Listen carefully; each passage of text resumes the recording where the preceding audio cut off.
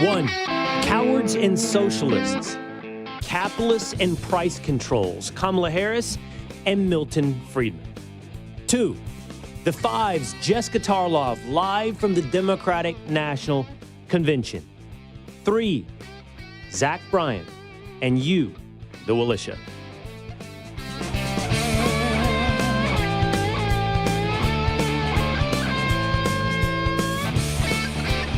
It is the Will Cain Show, streaming live at foxnews.com, on the Fox News YouTube channel, the Fox News Facebook page, and always on demand wherever you get your audio entertainment. Just hit subscribe at Apple or Spotify and listen to the Will Cain Show whenever and however you like. Or head on over to YouTube. Drop the text description underneath this live stream. Find the subscribe button, and you can always watch the Will Cain Show on YouTube. We got a big show to you today, with the Democratic National Convention kicking off in Chicago. And with that, we'll bring on the Five's Jessica Tarlov here in just moments to tell us what she thinks about the hype, the excitement around Kamala Harris. I am fresh off a day off this past weekend. I got Sunday off because Saturday night I went to Zach Bryan. I told you guys in New York. I went to Zach Bryan. What I didn't really planned for was that I was really helping the Zach Bryan merchandising revenue. We came out of that, my wife, my son, myself, I think 3 people, 7 T-shirts. 7 Zach Bryan concert T-shirts. You're welcome. You're welcome, Zach. You're welcome, AT&T. We'll talk about that concert. And a little bit of interaction with you guys and see how your weekend went. Talk to you guys, the militia here coming up on the Will Cain Show. But first, let's get after it with story number 1. Kamala Harris over the weekend, in speaking to supporters, appeared to call former President Donald Trump a coward.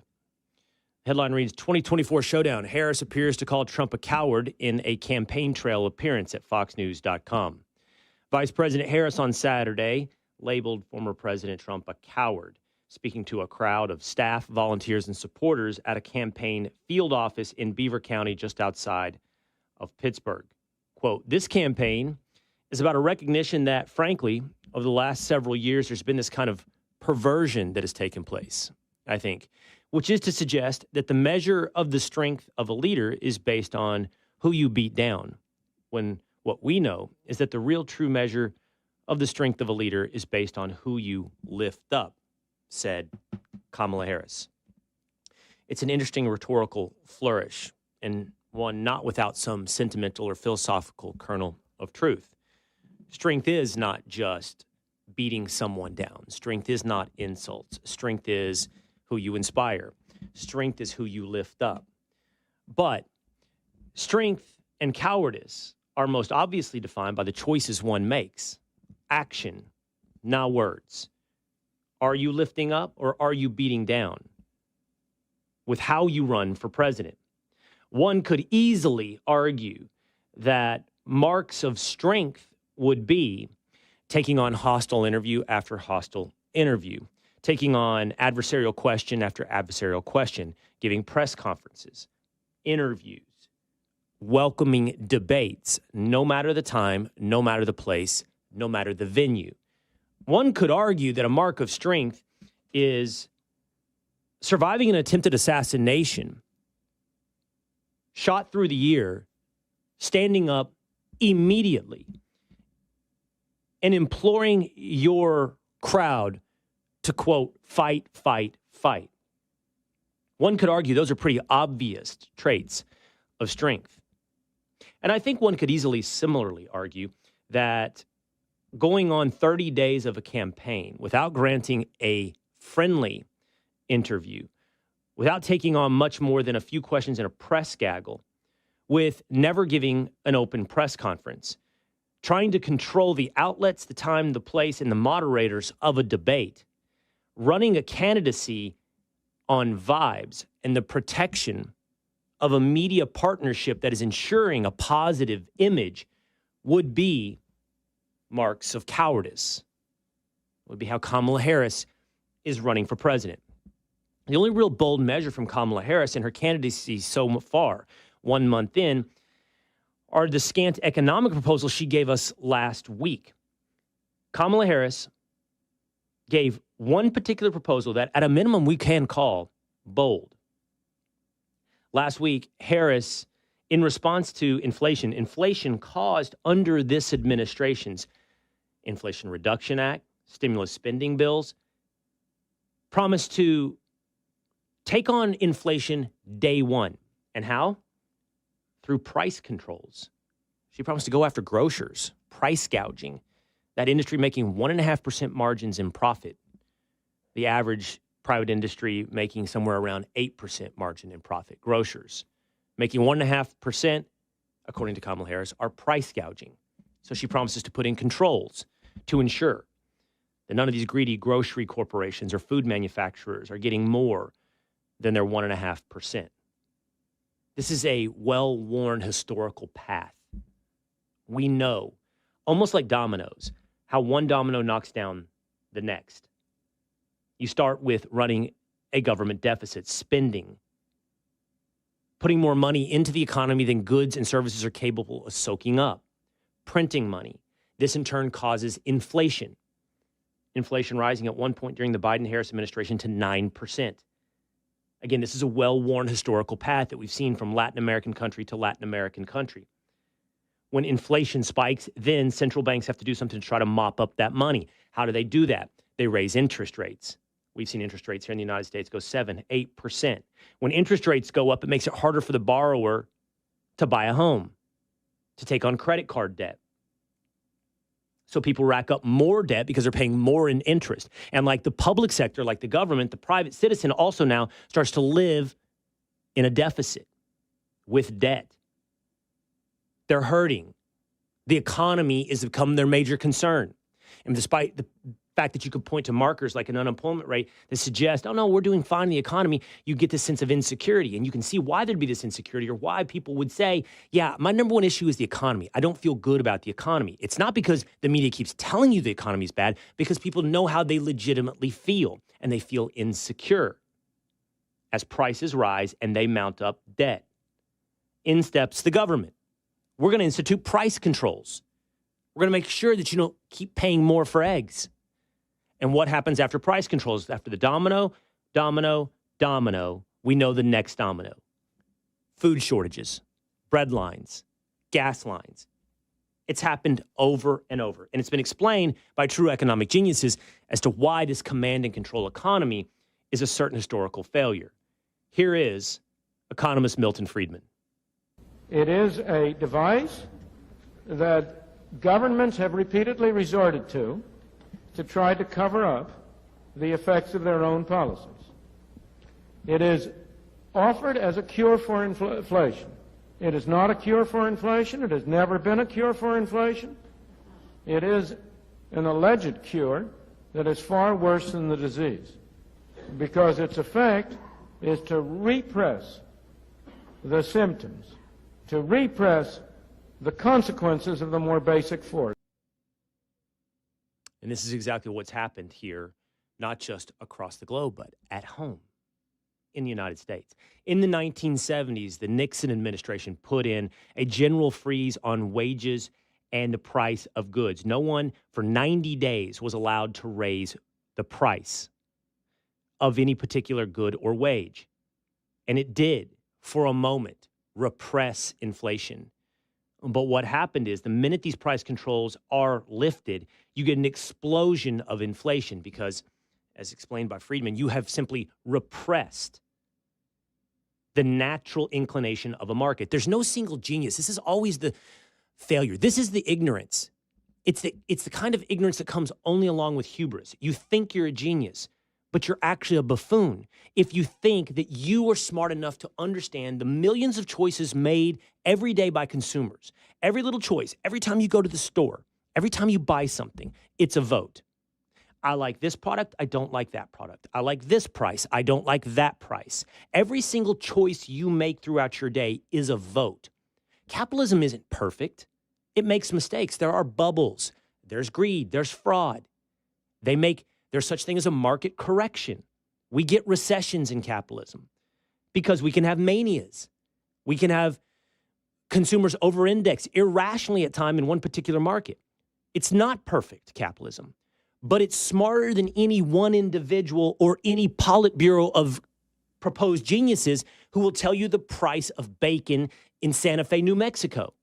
No one has the capability of enough inputs to understand the right choice in place of millions of choices. So that happened in the United States in the 1970s. On Friday night, I guest hosted Jesse Watters Primetime. We shared a fascinating example of what's happened to Venezuela. Did you know in the 1970s into the 1980s, Venezuela was the fourth largest economy in the world, oil rich, bigger than Canada, bigger than most of the countries in Europe. People in Venezuela lived good lives. They drove nice cars, they owned nice homes, they went to the zoo, they went to the movies. In the 1990s, through a populist message, comes the rise of socialist Hugo Chavez. Chavez instituted all of the same controls we are talking about here today with Kamala Harris and more. But he put in price controls, command and control economy. Today, Venezuela is the 156th biggest country in terms of GDP, from 4th to 156th, to bigger than European countries, to just above Uzbekistan. Those zoos that people used to visit, now people raid and kill the animals for food in Venezuela.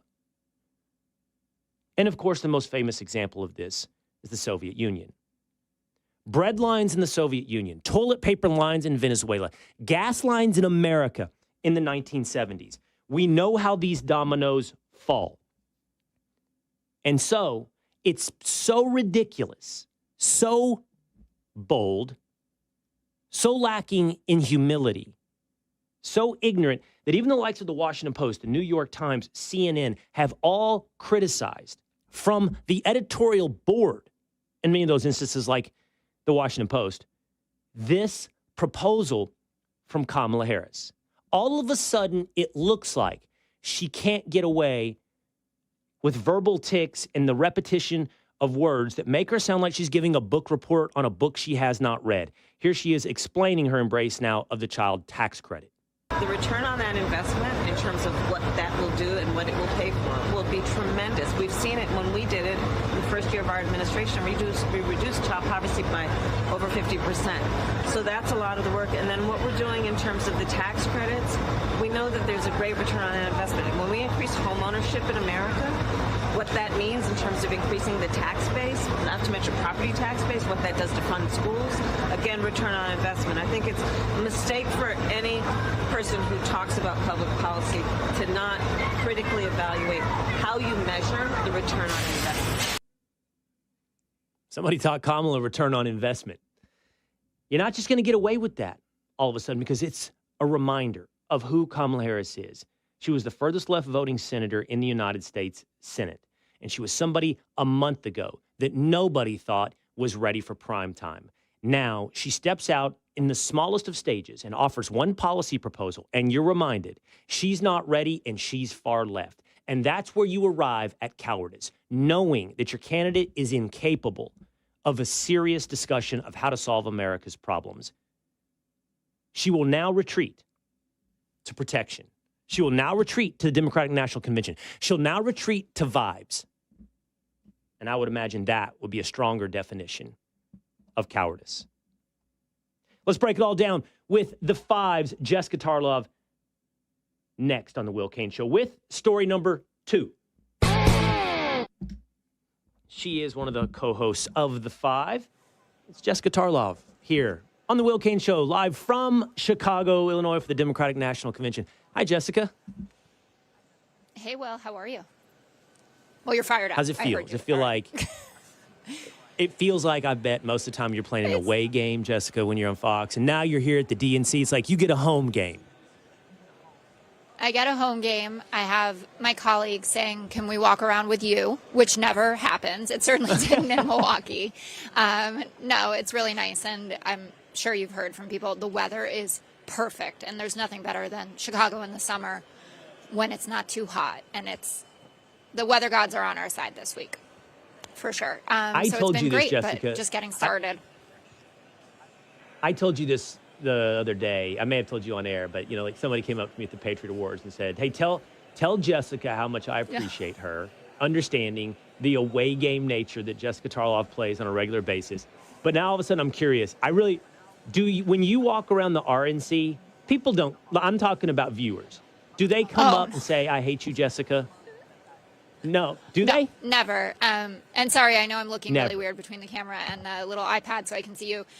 No, the people at the RNC, the Fox viewers, the delegates, all of them were an utter delight. And I talked about this all the time. Good. What I think makes Fox so special is that we're a personality-driven network and that people get to know us. They know how old our kids are. They know what kind of pets we're into. We know if we, don't like certain kinds of foods. And that was really on display. So all of the Trump supporters that I met in Milwaukee come up to me and just be like, "How is Cleo? How is baby Teddy? Let's talk about something that unites awesome. all of us." And, they get in a little like, I'm a fan of Judge Pirro's. I'm like, I'm a fan of Judge Pirro's too, but she talks nonsense. And then we can talk about children. So it's all fantastic. And I think I love the that. DNC will be the same. Oh, well, but I don't know if it'll be the same. I'm curious if when you walk around the DNC, you get a few more high fives, though. But see, the problem is all those people are watching MSNBC No, I mean for the conservatives and CNN. here. Yeah. I want to know how the liberals will treat you at the DNC. I mean, so far, so good. But I think that what will be the interesting relationship to see is, how liberals that are here for the convention interact with Sean, right? Or with Jesse or Pirro, people with these big personalities that they're kind of trained to hate from clip culture. And then they realize like, oh, I probably would love to have a beer with Sean. And I hope that it's the same as I was treated in Milwaukee. It just makes, for a better experience for everybody. I hope so. I want to hear about that story. I also like that word. I've never heard that before, clip culture. That's 100% what we live in, clip culture. Yeah, you listened to more worst. than a clip of what I had to say. You listened to more than a clip of what I had to say today about Kamala's economic proposals. You, by the way, not many people may know this, but you went to the London School of Economics. So we'd like to believe you come at this with some level of expertise. You heard me say, Jessica, this proposal has in a way that, honestly, I was shocked. Like I said to my co-host this weekend, Pete Hegseth and Rachel Campos-Duffy, I'm like, I'm surprised the Washington Post and the New York Times are criticizing her proposal for price controls. We get pretty cynical, Jessica. Part of me is like, why are they criticizing her? They're usually running cover for her. But so what is your reaction there to her proposal for price controls to fight inflation?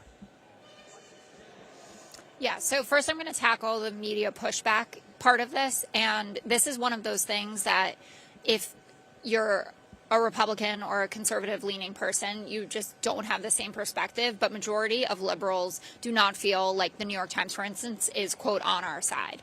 And there's tons of evidence of this going back to like the Hillary Clinton email server story came out of there, Uranium One came out of there, and that there's this feeling from, quote, liberal leaning outlets that in order to seem fair and balanced, that they have to sometimes unnecessarily go after Democrats. So I'm just putting that out in the ether as a thing that exists, and you might think that's completely insane, but that is how a lot of people on my side feel. But moving to the price controls part of it, obviously, if you look at history, and you went through a number of these examples, and I'd say most people are predominantly familiar with the Soviet example, there's going to be a food scarcity issue if you're actually enforcing it in those ways. But my understanding, and again, this is light on detail, right, from her about this, and I do expect there to be more, is that she doesn't want to do this as a price controls proposal, that this price gouging is really about antitrust enforcement. And that's something that was a big priority for her when she was in California. And so I would like to see how that plays out. But there was a report out of the FTC in March called, I think, Americans Feeding Their Families in Times of Crisis, about how much more chains like Kroger, Walmart, Tyson, et cetera, were charging beyond the supply chain issues. So we all know there were supply chain problems the last few years, but they were going to a price gouging level. And I know that the corporate profits, you went with 1.5%, I think is what you were saying, but the FTC had evidence that it was far and above that level. And so I think that's where Kamala is coming from this, but it's obviously price controls is not a popular idea amongst Democrats or Republicans, fundamentally. All right, I want to address both of those. So let's do the media for a moment, and then we'll come back to her price controls proposal. So I don't totally disagree with you, Jessica, when it comes to the media. I know I'd like to think I don't live in a bubble, but we all do to some extent. It's unavoidable, and so what we try to do is burst the bubble as often as possible, right? And so, you know, I like self-awareness. I look in the mirror and I don't tell myself I look great. I tell myself all my problems so that I can improve upon my problems, whatever they may be. But I'd like to think the same thing when it comes to ideology or perspective, and that's why I like having someone like you come on the show here. And just as a side note on that, Jessica, it's interesting because I've been doing it more. Like I had Nomiki Konst on when I sat in for Jesse last week. I had Patrick Murphy on this weekend, and I really like it. I saw the clips. But there's a lot of people that don't. And there's a lot of people that don't, Jessica. Like I get feedback, why do you put that person on? Why do you let that person talk? Or whatever it may be. And it's just not how I believe. It's not how I work. And the point of it is self-awareness. So in interest of self-awareness, I do know, Jessica, that many on the left don't feel that the New York Times is as left or on your team as the right feels they are on your team. And I would say there's a difference between the New York Times and MSNBC. Okay, like that they're not one and the same. But it's still that the New York Times, if we're going to say that MSNBC is, 100 or 90%, in support of Democrats or whatever it may be on the team, I still think the New York Times is 60 to 70%, and they're trying to get that down, to your point, from 80%. Why are they not like MSNBC? I think you have the right analysis. They don't want to be perceived as on the team, so they course correct. But from a conservative perspective, they course correct back to about 70, 65%. It's not fair and balanced 50-50. They're on your team 70% of the time. Yeah, I'd be willing to give it that. I just think that maybe the 30-35% that isn't going our way is so massive that it can have this ripple effect on an election. Now, it is not the job of the New York Times to ensure that Hillary Clinton wins the presidency. That I fully understand that. But I think that especially in the Trump era, there has been this desire to be fairer to him than it was perceived that his original shake that he got, but also to be amplifying the stories of Trump voters, sometimes to, the detriment or to the exclusion of stories of like Biden's deep support in 2020. That was something that we were seeing and really feeling, that there were all these stories about like these Trump voters are definitely going to come out like hell or high water. Well, who is the Joe Biden voter? Well, it turns out it's the majority of people who turned out to vote, right? We won by 7 million votes.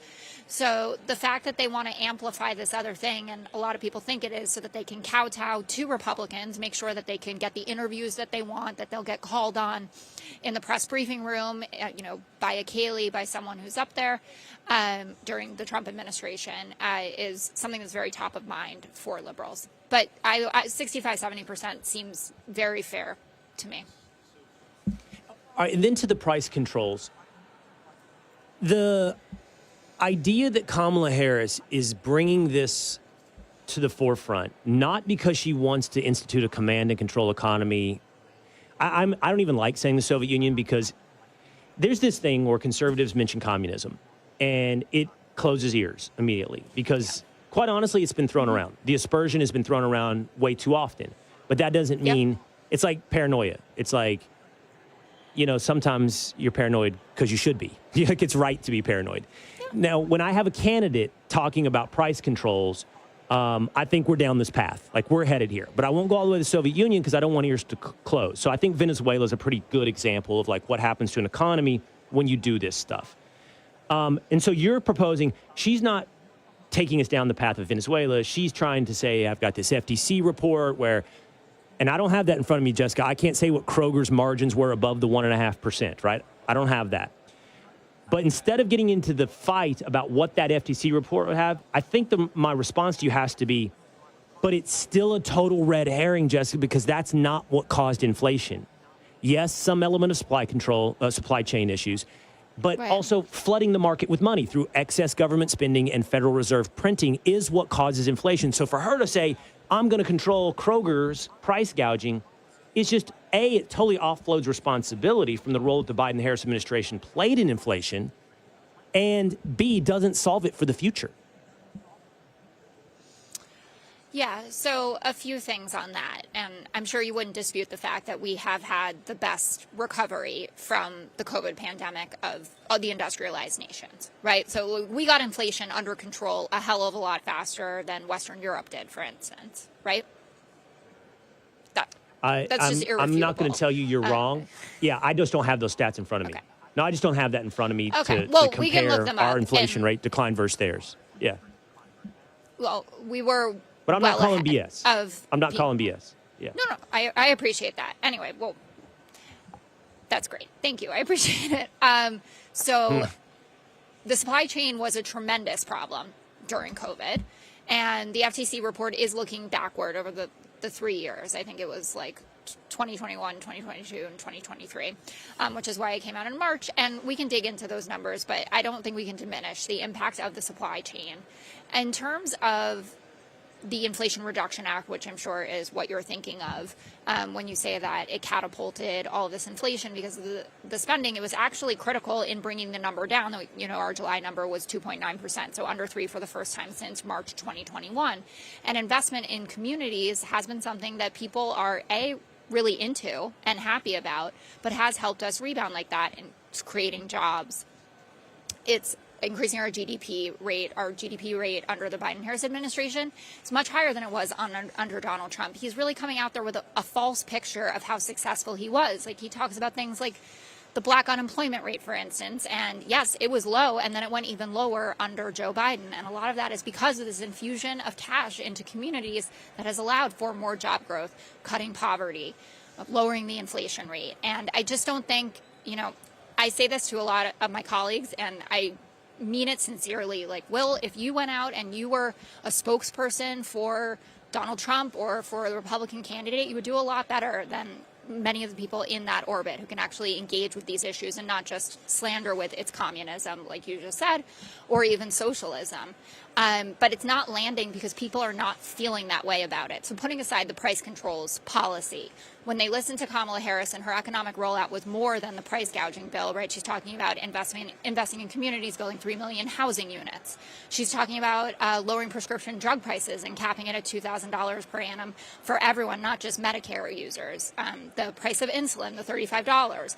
All of those things are part of the rich tapestry of what she is talking about. And it is a populist platform. And I think that part of what is incensing Trump about this is that she's kind of owning that from him. He thought that he had the edge with it. And he's out there saying things like tariffs aren't a tax on consumers, which everybody in their right mind knows isn't the case. He's saying he's going to deport everybody. There are no explanations for how he's going to be able to do any of this stuff. And no one holds him to that standard. And that's part of why I think you see the pushback from Kamala's team on this and from Kamala herself. I know that was like Well, I mean, it's a little rich. It's a little rich saying no explanation of how things will get done when Kamala's really offered nothing. I mean, she's answered no questions, offered no. Even you saying, like, on the price controls, we have scant details. She's just offering nothing. I mean, she is the 100%. campaign running on vibes. Listen, like, give us our vibes. We've had a month of this. It was obviously a very traumatic period post-debate until Joe Biden dropped out of the race. And you'll see it. If it's not good enough, she's going to sit down for interviews. Yeah. No, it was. Was it traumatic, I was abroad metaphorically, when the debate happened. knifing Joe Biden in the back? Was it metaphorically hard for you guys to I did no such thing. To banish Joe Biden from the island?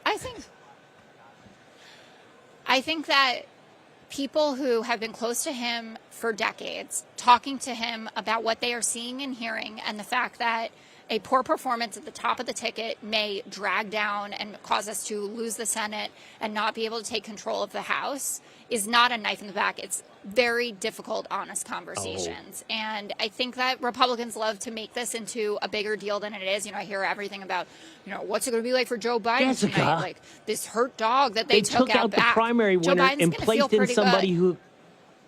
It's a big deal. She was I mean, also I would the argue it's one of the primary biggest winner. It was stories the of the last Biden-Harris half ticket. century. Not for president. I'm sure it'll be and now written all that of a way, sudden, but not poof, because it was a she's coup. president. Well, You know what? A coup is a forceful change in the government. The way this to was forceful. evaluate it. Well, Kamala Harris you is and I have also a part of the government. little bit of delay. Right? She is a. Oh, then you and I have a little bit of delay. That's enhancing our crosstalk. No, it's. Oh, is it? For anyone listening, I apologize. We do have a little bit of delay. I want to ask you this before you go. I know because you have an out for some other stuff you're doing today. So you're there, and I'm meaning, I don't think you're going to be just a cheerleader here. So I'm asking you for like real honesty. So you're going to have a lot of enthusiasm this week. There's no doubt about it. It's going to be a great week for Democrats. I think that's how conventions work. What I really would like to know from you is, how deep below the surface of enthusiasm is your insecurity? And what I mean by that is, I think if you're being honest, there is some level of insecurity with what we're talking about. Like when she's exposed a little more, it all of a sudden don't go quite as good as the Time magazine cover, right? So she talks extemporaneously, off script, whatever it may be. There is a sense that, does this honeymoon period end? Does the enthusiasm wane? Can you admit that to me and like tell me, like, is it very far underneath under the surface? Like, how confident versus insecure are you based upon her limited exposure? It's not so much the limited exposure. I think there's a fundamental understanding, and she said this yesterday when she was talking to the press gaggle on her bus tour. We're underdogs, and we know that that's the case. No one thinks that we are automatically winning this election. We know that we are in a tight race, and maybe there's a little edge towards her right now because of this honeymooning period, though it has been a little bit longer than the typical honeymoon, and hopefully we'll get a convention bump too. But yeah, I think that there is anxiety that Kamala will seem more like the Kamala of 2019 than the Kamala of 2024.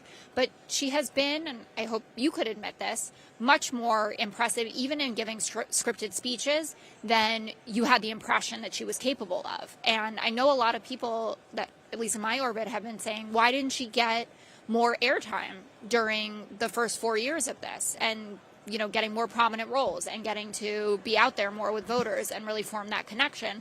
Because I think a lot of people have been pleasantly surprised that she's better than they thought that she was. I will admit this as we go out. I think I'm taking Kamala more seriously than some of my friends and colleagues. I think she has a very appealing nature. I think she's pleasant looking. She has a nice smile. I don't underestimate those shallow things. They play big roles. I think she's youngish, younger than Trump and Biden. And all this is going to help. I think that she's pretty good on script. And if I were you, my big insecurity would be she doesn't do well off script. And they know that. That's why she's not doing interviews. That's why she's not putting in a situation. And if I ran her campaign, I wouldn't either. I would never, ever, ever. I'd try to make it to Election Day without having her exposed in that way. And so I can tell you where she's good. I can tell you exactly where I think she's bad. And unfortunately, I think the places she's bad reveals more of the real you. That's the real Kamala, not the scripted, photographed Time magazine cover. Well, we'll be seeing her give interviews, I'm sure, after the convention. Hopefully we will see her at a Fox debate after the ABC debate on September 10th. And I think that people are going to get that kind of exposure. But if we're really being honest about this, every election since Donald Trump ran is about Donald Trump. And Kamala Harris is filling what I would say is a generic D spot right now. Right. The people who love her, they absolutely love her. But there are a lot of people who were uncomfortable with Biden who now feel comfortable with Kamala. And they just say, I don't want Donald Trump. And so I'm happy with this option.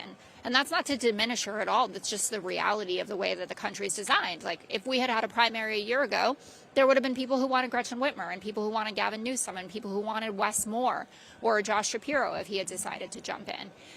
But people are going to vote for the Democrat or could be persuaded to are very happy with the ticket that now exists. And I think that you're right. I totally agree with that analysis. I have to remind Jesse regularly, you told me about your red wave. You were going to get 40 seats, and then you had to come in here and eat crow. It's politics revolves around Donald Trump, whether we like it or not. I totally agree with that. Every election she's come on the scene has been a referendum on Donald Trump, and what she represented is that Joe Biden could no longer be that blank slate as a rejection of Donald Trump. He had too many of his own anchors or negatives that made it not so other people would vote for Trump, but they just wouldn't go vote for Joe. And now she's generic. She can be, to your point, generic. She can be the generic rejection of Donald Trump. And that's been what every election is about, pro or anti. I think your analysis is spot on that. All right, have fun this week at the DNC. Thank you. Yeah, hope to see you again. Okay. Thanks, Jessica. I really appreciate you coming on the show. There's the Fives, Jessica Tarlov here on the Will Cain Show. All right, the comments are flooding in. I see you guys have a lot to say about Jessica, what she had to say today, about Milton Friedman. So let's break down what you, the Willisha, have to say here today. And I went to Zach Bryan on Saturday night, so let's break all that down coming up here on the Will Cain Show. Hey, Tunnel to Towers. Countless veterans' villages stand as a beacon of hope for those who've sacrificed everything. These facilities are committed to helping veterans achieve stability and independence by providing housing and services based on their individual needs. And within the village, residents will find support and community among those who truly understand the meaning of service. With several veterans' villages either completed or in development nationwide, the foundation and supporters believe in the power of unity and that no veteran should be left behind. So through its homeless veterans program, Veterans Villages, and National Case Management Network, Tunnel to Towers Foundation has provided housing and supportive services to over 8,000 veterans and their families through the program's inception. Join Tunnel to Towers in their goal to eradicate veterans' homelessness and support those who've given everything to our country by donating $11 a month to T2T.org. 95 cents of every dollar donated will go directly to helping America's heroes. That's T2T.org. Donate now. More coming up on The Will Cain Show.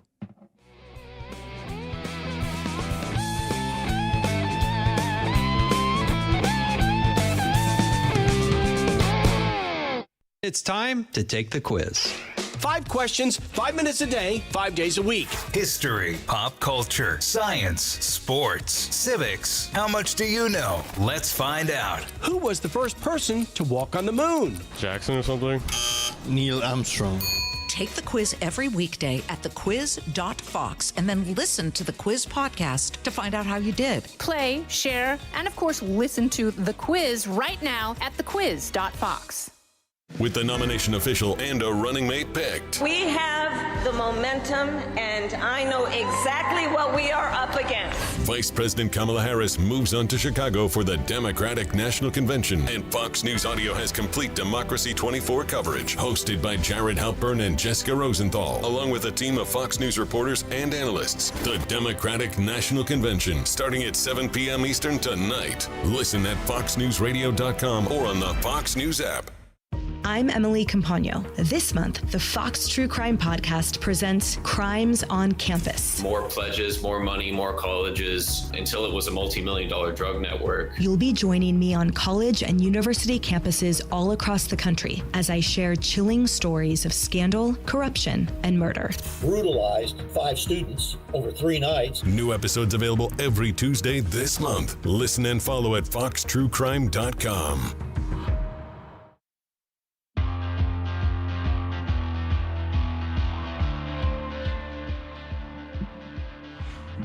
You love Jessica Tarlov. It's the Will Cain Show, streaming live at foxnews.com, on the Fox News YouTube channel, on the Fox News Facebook page, always on demand at Apple or Spotify. Just hit subscribe, or on YouTube. I want to get to your comments here about Jessica Tarlov in just a moment, but we were talking about the price controls. I played for you a clip of Milton Friedman. Milton Friedman's one of those guys, like, when he speaks on economics, just listen and take it to the bank. And you know who another one is? Thomas Sowell. Here's what Thomas Sowell had to say about this type of economic measures. Watch. There have been many other areas in which there have been price controls. They have a standard, really stereotypical pattern. One is that you reduce the supply of whatever is being controlled. Not surprising, since people do less when they're paid less. The other is that you reduce the quality of what's being controlled, because higher quality is costlier than lower quality. And when you force the prices down, people then reduce the quality of what they're producing. It's really, really smart and good stuff. I mean, so you put in these dominoes, you put in price controls. We're going to get less and worse quality of everything that we have. When you get less, that's in order to maintain the quantity. You get lower quality, but you're going to get less of everything. This is where you get the bread lines, the gas lines. I mean, this was the 1970s looked like after Nixon put in none of these price controls as well. I mean, you had gas lines 4 hours long. People lined up on the streets. You can see the images. Go look at this on the internet. You can see people lined up waiting hours to get gasoline. Of course, famously, people standing in line for half their day to get their ration of bread in the Soviet Union. And you've seen the video of like empty store shelves in Venezuela. You heard first about the toilet paper, but it became everything in Venezuela. This is the path. You know, I did say this to Jessica, and I believe this. Like, I do think the right probably tosses around the word communism too much. And I'm not here to tell you because it's inaccurate. It's like, it is the end of the road. And so if you ever point out, hey, we're on a road, and someone says, and this is what the road looks like down the way, it's not inaccurate. The problem is people stop listening, you know, as you travel down the road. So you've got to find new ways to help people understand what we're doing here. But this road that we're on is a well-worn path. There's no doubt about it. And the historical examples, too real.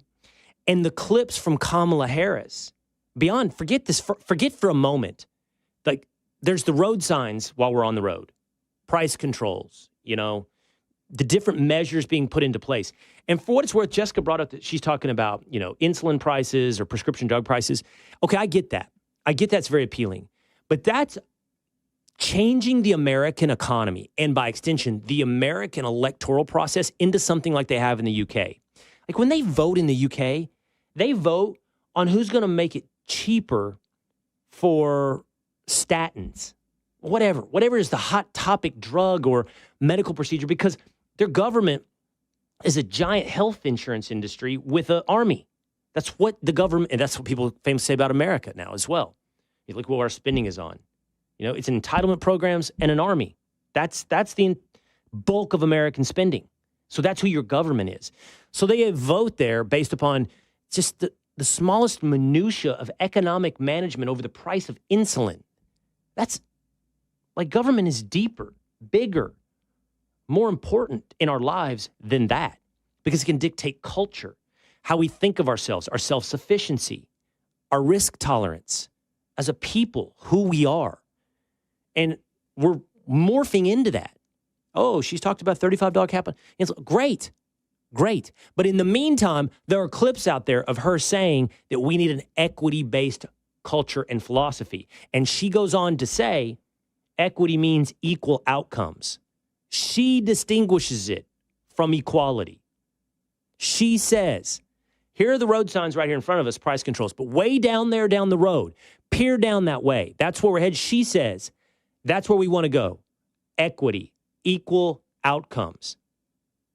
And for someone to then go, whoa, that's communism, is simply listening, because that's exactly what is communism. That is it.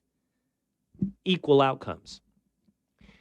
We can't afford for her to simply be, as Jessica, I think, accurately described, a blank alternative for yet another referendum on Donald Trump, because she's not blank. Fuman Chupu 86 on YouTube says Jessica is delusional. Game of Tunes says, remember Democrats saying you better not impeach Joe, you'll be stuck with Kamala? That's what they were saying before they got Kamala. John Dubinsky says Jessica admits to praying to the climate change gods. Loans Everybody says, Jessica, please spare us this nonsense. Kamala Harris understands economic policy as much as Vladimir Putin understands democracy. LOL. Kamala has no clue. And then Irving Brownstone says, I can't stand Kamala Harris, but I don't think Trump has any room to talk or complain when it comes to cheap shots or name calling. He's the king of trash talking too. Yeah. Okay. Fair, Irving. But me talking about Kamala calling Donald Trump a coward isn't about like, oh, such a cheap shot. It's about the accuracy of the insult. You know? What is the definition of being a coward? It might be running a campaign for a month where you don't expose yourself to a single adversarial point of view versus the guy who stands up and yells fight after getting shot in the ear. So what's the accuracy of the insult? All right, guys, back in New York in the militia. So, Zach Bryan concert this weekend. You want to see? Check out what I did, okay? You see this? Yeah. You tell that's a Zach Bryan t-shirt? I couldn't before, Zach but Bryan, now right? I can. Yeah. I want to show you something, the mistake I made. There's another one. Moby. That make it 2. Here, hold on. There is this one. That's cool. I like that one. You got to keep going because we kept going. Quitting time tour, right? Did you just fund Hold the on, entire kept merch? going. What are you going to do with all these? Godspeed. And then there's another one that my son's wearing today. We bought every shirt they had. You just not went intentionally. Full in. Yeah, you couldn't decide. Big Pick 'em all. fans. Big fans. That's great. It was awesome. It was an awesome concert.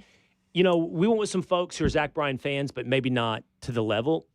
And they were like, at the end of the concert, they were like, was that a cult gathering we were just in? Like, everyone around us could sing every single lyric. And that's not easy, by the way. That's not like Florida Georgia Line saying this is how we roll 6 times in a song. Like, Zach Bryan's choruses are like 15% of his song. You know what I mean? Like, the rest of it is you having to keep up with verse. But it was awesome. Yeah, he's mainly like he's a folk artist, really. Like folk is storytelling. It's not big hooks and big choruses. It's more of like about the story and about the lyrics, and that's why people like love them so much. Like Taylor. Okay. That's what Taylor does? Yeah, and a lot of her songs, they're so long and they're all like so wordy. It's just about like a story. It's explaining a story. And that's kind of what it is. There are big hooks. I never knew that about Taylor Swift. Yeah, exactly. I've heard him being referred to as like an up and coming male version of a Taylor, and it makes sense too because they both up and coming, like not there yet, but like on its way in the male parallel. Like Taylor in 2009. He doesn't have the range as she does. Taylor also plays all of her songs with 4 chords. That's not true. So hold on a minute. Okay, I got to work through what you just told me. So first of all, we were all taken aback. He's 28 years old, right? And he is selling out AT&T Stadium in Dallas. Now, that's a 100,000 seat stadium, but it's not full because when you do a concert, you know, they got to do the stage and all that. So I'm going to say he had 70,000 people there. And we were talking about this on the way home. There's not many artists that can sell out stadiums, arenas like that. You know who opened for him was Jason Isbell. And like 3 years ago, I'm like, oh, he's bigger than Zach Bryan for sure, right? But he was never arena. And we started talking about different people like Chris Stapleton. He's huge. He didn't play AT&T when he came to Dallas, I think. He played the American Airlines Center, which is a basketball stadium. So now you're looking at like 20,000. It's a big leap to 60,000 from a basketball arena for an artist. And I don't think there's a ton that can do that. And it blows us away that at 28, he can do that. And here's what blows me away even more until what you guys just said. Taylor Swift, for me, and I got to admit, I don't listen to a lot of Taylor Swift, so I'm coming from a place of ignorance, is very poppy. I had no idea she did these big, long songs about storytelling. I think of her as Shake It Off, right? That's what I think of with Taylor Swift. And I get how that can become mass popular. Zach Bryan is folky. He's country and folk, Americana kind of together. And that has been something I've always been into. And that's niche music. Like, I could name others that you guys would never have heard of, right? Who I would have said is in roughly the same genre as him, like Slade Cleaves. But you would never have heard of Slade Cleaves. But so it shocks me that a guy coming out of this genre is selling out stadiums. And by the way, it's not old people. It's young people. It's like my son was excited. He's 16, and he's super into Zach Bryan. So I'm like, when did young people start, because Zach is real music, start liking real music and real music becomes stadium-level sellout? I have a little bit of a theory on that. I think some of it, especially with young people, is the popularity of it. Popularity begets popularity. You know what I mean? So it's cool to like it. So it kind of steamrolls and keeps going and going and going. There's some of that. I'm surprised he has commercial appeal at all. He's something I like. Yes, me too. It's really interesting. And the way he started is fascinating, too, how he got going. But It's just really crazy. Yeah, for anybody listening that doesn't know that story, Zach Bryan is from Oklahoma, long line of Navy sailors, grandfather, father. He was in the Navy. I think he was stationed in Florida. I heard him say this at the time. And he was just playing around on the guitar and putting videos, he said, on Twitter and on YouTube, just here and there, putting them on. And they were kind of like, oh, get a few views, get a few views. He said then at one point he did 4 songs and he uploaded all 4 of them to YouTube and then kind of forgot about it. And he said within like 2 days, some of his sailor buddies were like, yo, man, you're blowing up right now. He's like, really?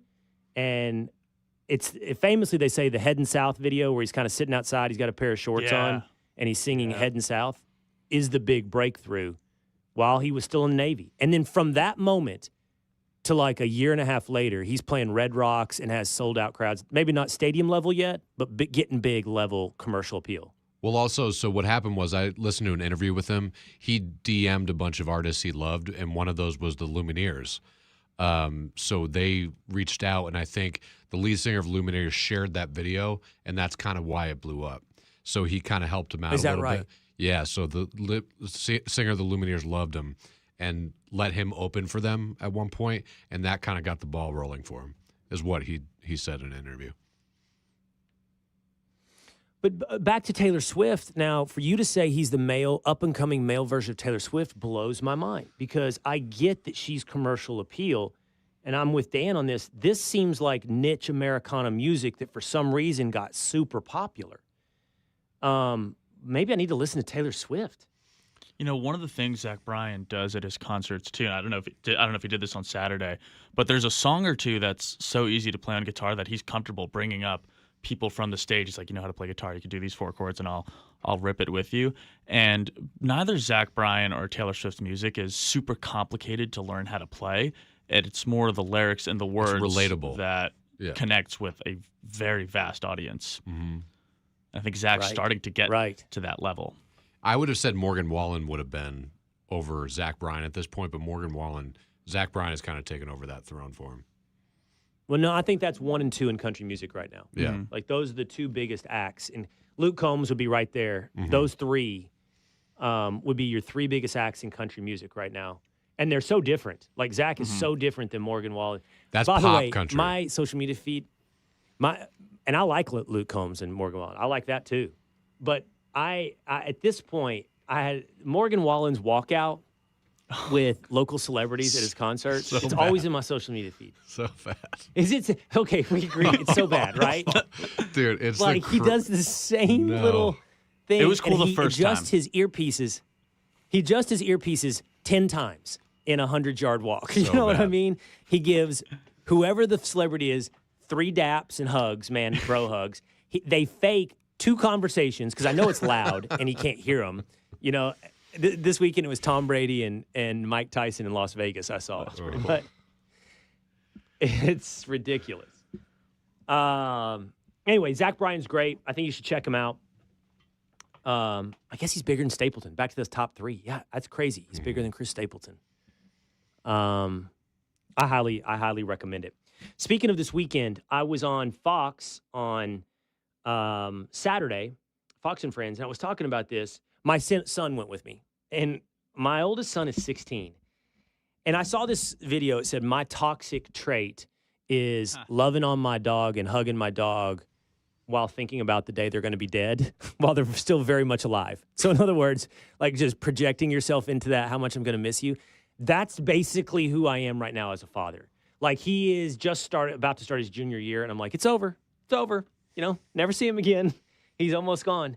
And I'm like weird about it. Like I want to see him. So I talked about it on air. I got this email from a guy named Eric Emerson.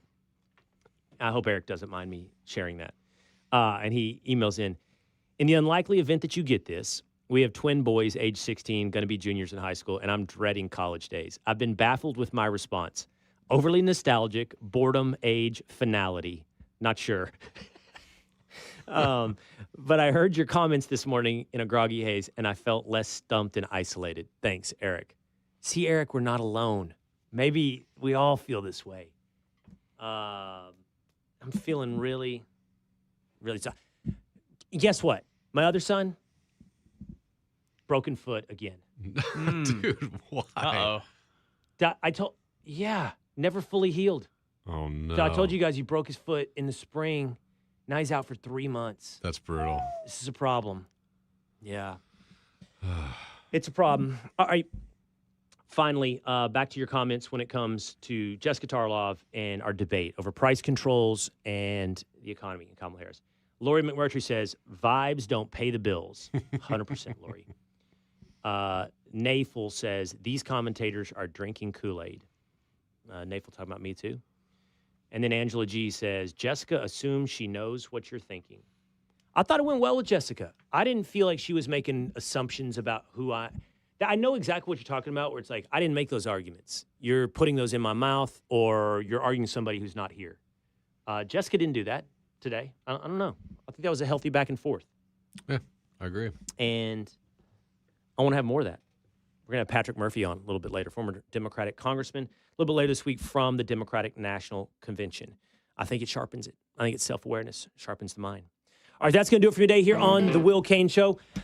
Same time, same place. I will see you next time.